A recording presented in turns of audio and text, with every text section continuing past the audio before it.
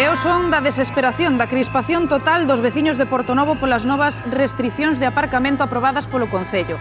Na contorna do mercado municipal está agora prohibido estacionar en certas horas, pasadas as 9 da noite, e só se permiten paradas durante os días hábiles de media hora como moito. De non cumprirse, pois poden conlevar grandísimas multas, din os veciños, que mesmo abusivas. Os residentes queren que se lles permita aparcar libremente de novo durante a tarde e a noite e din pois que como se fixo toda a vida. Hoxe estivemos ali con eles, recollemos o seu malestar, que como vedes non é pouco.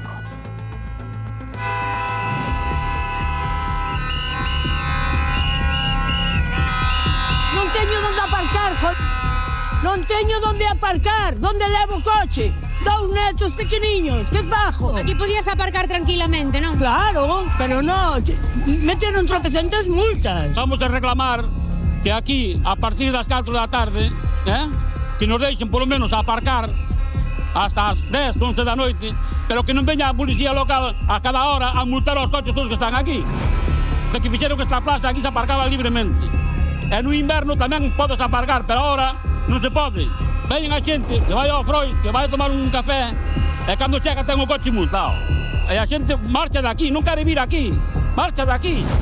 Chegas ao pueblo e estás dando voltas constantemente, puxeron a 90 minutos, que é un pouco rirse de nós, porque cada 90 minutos hai que mover o coche e xa non tes onde poñelo. Pedimos zonas para residentes, que nos puxeron unha onde non cabemos nin a metade. Non, estamos traballando e necesitamos chegar e poder aparcar. Hai sinais que son contradictorias, mesmo a autoridade o permite e as favorece, como é o caso da señal esta. Desde o primer día os asentes municipais son os primeiros en indicar de que a forma de aparcar é en batería. Pero entón deberían retirar o sinal, non? É o que estamos falando ao principio. Nos estamos aquí apoiando os nosos veciños nas súas demandas, que teñen toda a razón do mundo.